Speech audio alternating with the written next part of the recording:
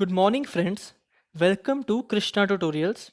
आज हम ये वीडियो गुडविल के सेकंड टॉपिक पे यानी कि सुपर प्रॉफिट मेथड्स के लिए करेंगे और इसमें हम पूरा सीखेंगे कि सुपर प्रॉफिट के अंदर कौन से स्टेप्स होते हैं और उससे हम कैसे गुडविल निकालते हैं।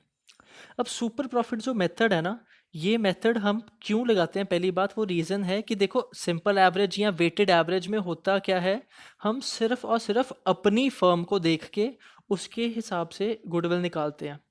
बट सुपर प्रॉफिट में क्या है, हम हमारे जैसे ही जो बाकी लोग बिजनेस कर रहे हैं उनके प्रॉफिट्स और अपने प्रॉफिट्स को एक तरह से कंपेयर करके गुडविल निकालते हैं, क्योंकि ऑब्वियसली जिसका प्रॉफिट ज़्यादा होगा उसी के गुडविल ज़्यादा होगी। अब गुडविल निकालने में सुपर प्रॉफिट मेथड से हमारे पास 5 स्टेप्स हैं जो आपको स्क्रीन पे नज़र आ रहे हैं। Number 1 is to calculate capital employed. Capital employed का बेसिक मीनिंग होता है एक तरह से अमाउंट ऑफ कैपिटल इन्वेस्टेड या फिर ओनर्स फंड। अभी जो कैपिटल इन्वेस्टेड है ना, ये निकालने के भी हमारे पास फॉर्मूला होता है, एक दो अप्रोचेस होती हैं, वो हम साथ ही सीखेंगे। पर पहले पांचों स्टेप्स देख लेते हैं। सबसे पहले हमने कैपिटल एम्प्लॉयड निकालना है। Second step is actual average profit निकालना है, मतलब जो बिजनेस ने सच्ची मुच्ची अपने प्रॉफिट्स कमाए हैं हमारे बिजनेस ने, वो प्रॉफिट्स निकालने हैं एवरेज करके जैसे हम पहले निकालते थे। थर्ड स्टेप पे कैलकुलेट नॉर्मल प्रॉफिट। ये जो नॉर्मल प्रॉफिट है ना, ये वो चीज़ है जो इसको बाकी फॉर्मूला से डिफरेंट बनाती है। नॉर्मल प्रॉफिट के लिए हम क्या करते हैं, हम देखते हैं कि हमारे जैसा कोई और बिजनेस नॉर्मली कितना प्रॉफिट कमा रहा है। And fourth point is calculate super profit. अब सुपर प्रॉफिट वो प्रॉफिट है जिसमें हमें पता लगेगा कि हमारा एक्चुअल एवरेज प्रॉफिट दूसरों के नॉर्मल प्रॉफिट से कितना ज़्यादा है। उसके बाद लास्ट स्टेप है हमारा गुडविल निकालना। गुडविल कैसे निकलती है, हम सुपर प्रॉफिट को बस नंबर ऑफ ईयर्स से परचेज से मल्टीप्लाई करते हैं। अब देखो, इसका सबसे पहला स्टेप जो कि है, हम कैपिटल एम्प्लॉयड निकालना सीखेंगे। यहाँ पे देखिए लिखा भी हुआ है, capital employed means capital invested in the firm to carry on the business. It is calculated to determine the value of goodwill. अब जो कैपिटल एम्प्लॉयड है वो दो तरह से निकाली जा सकती है, एक है लाइबिलिटी साइड अप्रोच और दूसरा है एसेट साइड अप्रोच। अब हमने, आपको भी पता है, कैपिटल एसेट एंड लाइबिलिटी ये तीन चीज़ें ही हैं जो बैलेंस शीट में होती है। अब हमने कैपिटल एम्प्लॉयड देखनी है। कैपिटल एम्प्लॉयड मतलब हाँ, हमारे बिजनेस में हमारे अपने एक्चुअल में पैसे कितने हैं। अब अगर हम उसको लाइबिलिटी साइड अप्रोच से देखेंगे तो उसका फॉर्मूला है कैपिटल प्लस रिजर्व्स, उसमें से माइनस करनी है तीन चीज़ें, जो कि है गुडविल अगर प्री एग्जिस्टिंग हो, मतलब अगर हमने पहले से बैलेंस शीट में कोई ऑलरेडी गुडविल शो की हुई है एसेट में तो उसको माइनस करेंगे। दूसरी चीज़ कोई फिक्टिशियस एसेट, फिक्टिशियस एसेट जैसे डेफिड रेवेन्यू एक्सपेंडिचर, जो ऐसा एसेट जो एक्चुअल में एसेट नहीं है बट हमने बैलेंस शीट में डाला हुआ है, for example advertisement suspense account. और तीसरी चीज़ जो माइनस करनी है वो है non trade investment. Non trade investment जैसे मान लीजिए आपका बिजनेस किसी भी चीज़ का है पर आपने बैंक में एफडी कराई हुई है। अब वो जो एफडी है, फिक्स डिपॉजिट है, वो आपकी ट्रेड इन्वेस्टमेंट नहीं है, मतलब बिजनेस से उसका कुछ लेना देना नहीं है। इसीलिए हम कैपिटल कैपिटल तो हमारे ही पैसे हैं और जितने रिजर्व्स हैं उस पर भी बेसिकली ओनर का ही हक होता है। उन दोनों को प्लस करके हमने एसेट साइड में से ये तीन चीज़ें जो एक्चुअल में एसेट को बिलोंग नहीं करती वो माइनस कर देनी है। और इसी के साथ अगर हम साथ ही देखें दूसरा जो मेथड है, एसेट साइड अप्रोच। अभी जो एसेट साइड अप्रोच है, यहाँ पे हमने क्या करना है, यहाँ पे हमने सारे एसेट्स लेने हैं और उसमें से वही तीन चीज़ें माइनस करनी है, क्योंकि वो तीन चीज़ें एक्चुअल में एसेट का पार्ट नहीं होती।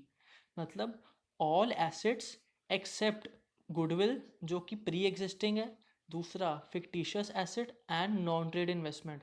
मतलब अगर ये टोटल एसेट में इंक्लूडेड है तो आप इसको माइन दोगे, वो आएगा हमारा नेट एसेट्स। एंड उसमें से हमने लेस करनी है आउटसाइड लाइबिलिटी। आउटसाइड लाइबिलिटी क्या होती है, जो भी कैपिटल और रिजर्व्स को छोड़ के होएगी, for example outstanding salaries, creditors, मतलब जो बिजनेस की किसी और के प्रति लाइबिलिटी है। और आपको वैसे भी याद होगा +1 में आपने एक फॉर्मूला सीखा था, asset is equal to liability plus capital, जिसकी वजह से एसेट माइनस लाइबिलिटी भी कैपिटल होती है। वैसे ही हमारा ये फॉर्मूला चलता है। अब देखिए, हमारा जब पहला स्टेप निकल आया कैपिटल एम्प्लॉयड निकालना, उसके बाद नेक्स्ट स्टेप जो था हमारा वो था एक्चुअल एवरेज प्रॉफिट निकालना। एक्चुअल एवरेज प्रॉफिट कैसे निकलते हैं, पहली चीज़ आपने देखनी है कि अगर प्रॉफिट में कोई भी एडजस्टमेंट्स हैं तो एडजस्टमेंट्स को ठीक करके, जैसे हम नॉर्मल प्रॉफिट निकालते थे बिजनेस का, वो निकाल लेना है। उसके बाद जितने भी सालों के आपको प्रॉफिट दिए होंगे वो सारे ईयर्स के प्रॉफिट प्लस करके नंबर ऑफ ईयर्स से डिवाइड कर देना है। आपके सामने फॉर्मूला है कि actual average profit is equal to total profits upon number of years. उसके बाद जो थर्ड है, थर्ड हमारा फॉर्मूला है, मतलब थर्ड स्टेप है नॉर्मल प्रॉफिट निकालना। अब देखो, नॉर्मल प्रॉफिट निकालने का जो फॉर्मूला है ना, उसके लिए हमें एक नॉर्मल रेट ऑफ रिटर्न, हमारे जैसे किसी और बिजनेस का जो है वो क्वेश्चन में हमेशा दिया होगा, और हमने सिंपली उसको इस फॉर्मूला में पुट करना है। देखो, नॉर्मल प्रॉफिट का फॉर्मूला है capital employed into normal rate of return upon 100। ये जो NRR या कि नॉर्मल रेट ऑफ रिटर्न है, ये ऑलरेडी क्वेश्चन में दिया होगा, इसलिए आपको टेंशन लेने की ज़रूरत नहीं है। जब हमारा ये भी निकल आया तो फोर्थ स्टेप सबसे सिंपल है, जो कि है actual average profit minus normal profit, मतलब second step minus third step, तो उससे निकलेगा हमारा सुपर प्रॉफिट। तो super profit is equal to actual average profit minus normal profit. And last पे goodwill, goodwill is equal to super profits into number of years purchase. अब अगर आपको ये क्लियर है तो हम एक क्वेश्चन ट्राई करेंगे इस पूरे मेथड को और इजीली समझने के लिए। अब ये देखिए, the question says the assets of KT limited excluding stock वर 1,70,000।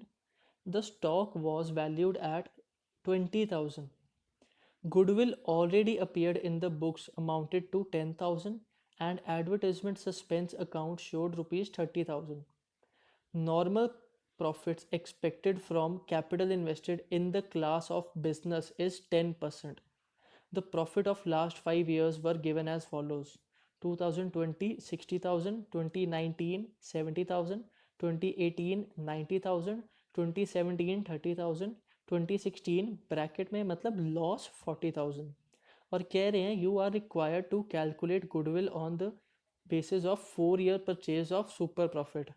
अब अगर आपको ये क्वेश्चन समझ नहीं आया तो एक बारी फिर से हम पढ़ेंगे। देखो, यहाँ पे सबसे पहले आपको भी पता हमारे स्टेप्स क्या हैं। सबसे पहले हमने निकालना है कैपिटल एम्प्लॉयड। अब कैपिटल एम्प्लॉयड निकालने के दो मेथड थे, एक लाइबिलिटी साइड अप्रोच और दूसरा एसेट साइड अप्रोच। यहाँ पे ना तो बैलेंस शीट दी हुई है, ना ही लाइबिलिटीज़ के बारे में खास कुछ बताया हुआ है, तो क्लियरली हमारा एसेट साइड अप्रोच ही लगेगा। तो एसेट साइड अप्रोच का आपको फॉर्मूला याद होगा, वो फॉर्मूला था हमारा all assets except goodwill pre existing except non trade investment and except fictitious asset minus outside liabilities. अब यहाँ पे देखो, सबसे पहले हमें कह रहे हैं assets of KT limited excluding stock, मतलब ये जो एसेट हैं टोटल, इसमें स्टॉक इंक्लूडेड नहीं है।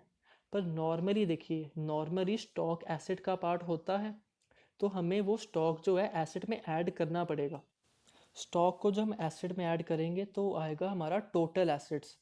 पर इस टोटल एसेट के अंदर उन्होंने गुडविल के बारे में कुछ नहीं बोला, सिर्फ यही बोला था कि स्टॉक एक्सक्लूडिंग है। मतलब ये वाली गुडविल और एडवर्टाइजमेंट सस्पेंस अकाउंट भी उस टोटल एसेट्स के अंदर इंक्लूडेड है। तो अब हमें ये दोनों, मतलब गुडविल क्योंकि अगर गुडविल पहले से है तो प्री एग्जिस्टिंग है, ये गुडविल और एडवर्टाइजमेंट सस्पेंस अकाउंट जो कि हमारा फिक्टिशियस एसेट होता है, उन दोनों को इसमें से माइनस करना पड़ेगा। ऐसे हमारा पहली चीज़ निकलेगी कैपिटल एम्प्लॉयड। उसके बाद ये चीज़ पढ़ो जो यहाँ पे लिखा है normal profit expected from capital invested in this class of business is 10%। मतलब ये हमारा नॉर्मल रेट ऑफ रिटर्न है जो कि 10% है। उसके बाद हमें सिंपली 5 ईयर्स के प्रॉफिट्स दिए हुए हैं। अब ये प्रॉफिट्स जो हैं इसमें हमें कुछ भी डिफरेंट करने की ज़रूरत नहीं है, कोई एडजस्टमेंट नहीं है, तो हमें यहाँ से सेपरेटली नॉर्मल प्रॉफिट्स निकालने की ज़रूरत नहीं है। अब हम अपने 5 स्टेप्स लगाने स्टार्ट करेंगे और इसका आंसर देखेंगे। अब ये देखिए आपके सामने है, step 1 is calculation of capital employed. और यहाँ पे हमारे पास एसेट्स थे, तो एसेट साइड अप्रोच के हिसाब से सबसे पहले हमें चाहिए ऑल एसेट्स, और ऑल एसेट में से स्टॉक एक्सक्लूडिंग था, तो 1,70,000 में हम 20,000 का पहले स्टॉक ऐड करेंगे। 1,70,000 प्लस 20,000, उसमें से हमने माइनस करनी है गुडविल और माइनस करना है एडवर्टाइजमेंट सस्पेंस अकाउंट, क्योंकि ये फिक्टिशियस एसेट होता है। अब देखिए 1,70,000 प्लस 20 हो गया 190, उसमें से 10,000 गुडविल का और 30,000 एडवर्टाइजमेंट सस्पेंस अकाउंट माइनस करेंगे तो हमारा कैपिटल एम्प्लॉयड आ गया 1,50,000। यहाँ पे हमें कोई भी लाइबिलिटी नहीं दी हुई थी इसलिए हमने माइनस नहीं की, अगर दी होती तो उसको भी यहाँ से माइनस कर देते। अब सेकेंड स्टेप है हमारा एक्चुअल एवरेज प्रॉफिट निकालना। जो एक्चुअल एवरेज प्रॉफिट है उसका फॉर्मूला है हमारे पास simply sum of all profits divided by number of years. 500 साल के प्रॉफिट को हम प्लस करेंगे, 60,000 प्लस 70,000 प्लस 90,000 प्लस 30,000 और जो लॉस था 40,000 उसको माइनस कर देंगे। इन सब का टोटल आता है 2 lakh and 2 lakh divided by 5 is equal to 40,000। ये है हमारा actual average profit. Now step three था नॉर्मल प्रॉफिट निकालना, जिसका फॉर्मूला है capital employed into NRR upon 100।